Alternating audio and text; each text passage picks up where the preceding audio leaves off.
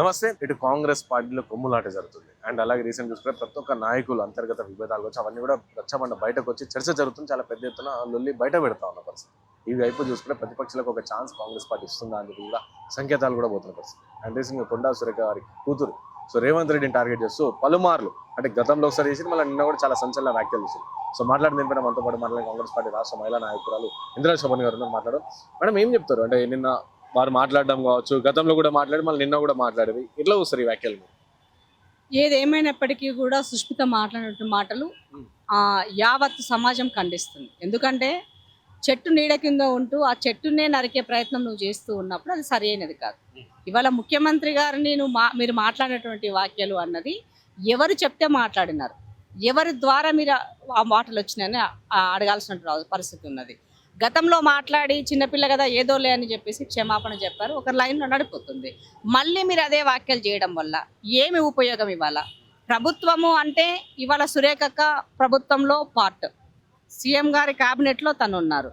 ఇవాళ సీఎం గారు నువ్వు ఏ ఆరోపణలు చేసినా ఏది మాట్లాడినా ఆ క్యాబినెట్ మొత్తానికి ఆరోపించినట్లే. ముఖ్యమంత్రి గారు డైరెక్ట్ సింగిల్ కాదు కదా, ముఖ్యమంత్రి అంటే హోల్ క్యాబినెట్ ముఖ్యమంత్రి టీం అవుతుంది. మరి అలాంటప్పుడు తన పైన ఆపాదించి చేసినటువంటి ఈ అపవాదులు ఇవి చేసినటువంటి పట్ల ఎవరు చెప్తే మాట్లాడినారు, ఎవరి ద్వారా ఇవి వచ్చినాయి అన్నది కూడా ఆలోచించాల్సిన అవసరం ఉంది.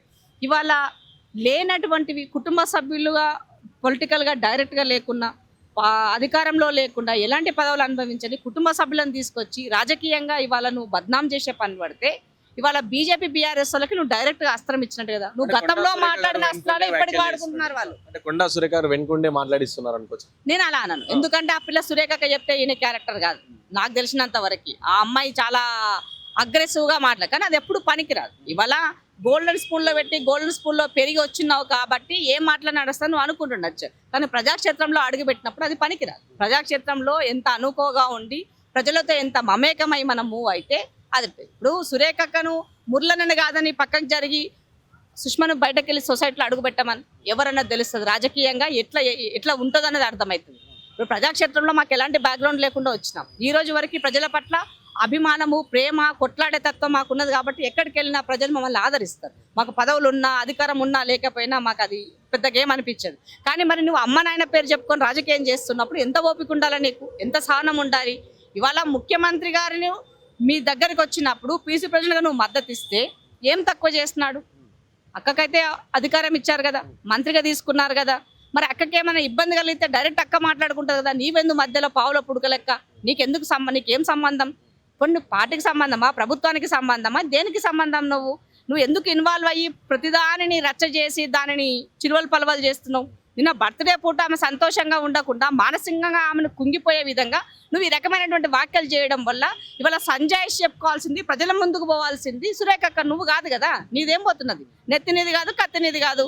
ఎప్పుడో జరిగే ఎలక్షన్ల కోసం ఇవాళ పంచాయతీ మొదలుపెట్టినావు. ఈ 2.5 సంవత్సరాల కాలంలో ఆమె మంత్రి పదవి కొనసాగాల, ఆమె పని చేయాలి, ప్రజాక్షేత్రంలో నలుగురికి ఉపయోగపడేటువంటి వ్యక్తి. కాబట్టి వీటి విషయంలో నేను దీనిని ఒక బీసీ బిడ్డగా కష్టం వస్తే బీసీ కార్డును వాడుకుంటున్నాం, ఇంకోరిని గురించి సంజాయిషి పట్టుకొని వాళ్ళ గురించి ఒక్కళ్ళతో పుచ్చుకొని మాట్లాడుతున్నాం. వాళ్ళందరూ వచ్చి నీకేమైనా చెప్పినారా?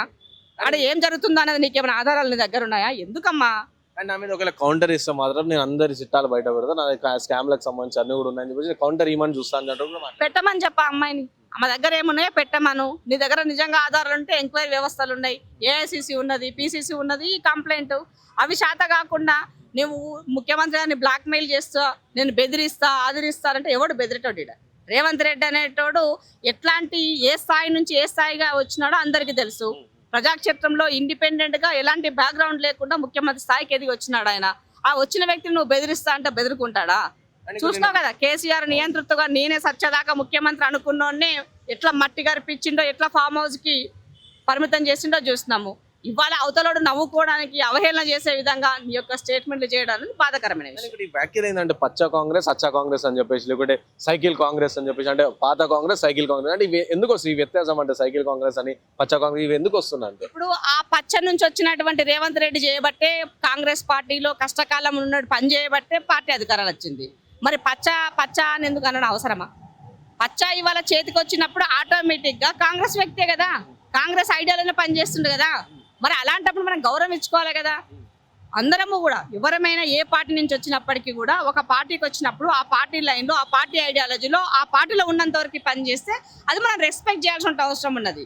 ఇవాళ అధికారం 10 సంవత్సరాలు లేకుండా కష్టకాలంలో ఉంటే పార్టీకి పనిచేసినటువంటి రేవంత్ అని నువ్వు ఇష్టం వచ్చినట్టు మాట్లాడుతుంటే ఎవరమ్మ ఊరుకునేది? ఎవరు పడతారు? పాలమూరు బిడ్డే, ఊరికేం రాలే మేము. కాలం మట్టిని నమ్ముకొని మట్టిలో దుమ్ము లేపొచ్చిన వీడి దాకా మేము ఊరికేం రాలేదా? మాకు ఊరికే పదవులు ఇవ్వడం అట్టగట్టలే. మాకి వర్కింగ్ ప్రెసిడెంట్ గా పాదయాత్ర మొదలు పెడితే ఆ పాదయాత్రతో వచ్చినటువంటి జోస్తోనే కదా జనాలలో ఆయనకి ఇమేజ్ పెరిగింది. కాబట్టి మీరు పదే పదే రెచ్చగొట్టి వ్యాఖ్యలు చేయడం సరి అనేది కాదు. ఇవాళ రేవంత్ అన్న ఉన్నారు కాబట్టే పార్టీ అధికారానికి వచ్చింది. ఇవాళ ముఖ్యమంత్రి అయినాడు, అందరికి అవకాశాలు ఇస్తున్నాడు. అవన్నీ వదిలేసి మీరు నోటికి వచ్చినట్టుగా మాట్లాడి నీకు ఏది నచ్చుతుంది చేస్తే మాత్రం ఊరుకునేది లేదు, సహించేది లేదని తెలియజేస్తున్నాను. ఫైనల్ గా ఏం చెప్తారంటే ఇట్లా ఈ విధంగా కాంగ్రెస్ పార్టీలు ఇటు రెడ్డి సామాజిక వర్గం కావచ్చు, లేకపోతే బీసీ సామాజిక వర్గం కావచ్చు, లేకపోతే కాంగ్రెస్ పార్టీ నాయకులు అందరూ ఈ విధంగా వరుసగా ఒకరిపైన ఒకరు పరస్పర వ్యాఖ్యలు చేసుకోవడం, వాళ్ళు కొంతమంది రేవంత్ రెడ్డిని టార్గెట్ చేస్తూ మాట్లాడడం, సో ఏం చెప్తారు? ఇట్లా ఈ విధంగా వ్యాఖ్యలు ఒకరి మీద ఒకరు ఏం చెప్తారు? కుమ్మరిపై నా ఇంటనే లేతామి అందరి దగ్గర ఉన్నది, అందరి దగ్గర సమస్యలు ఉన్నది.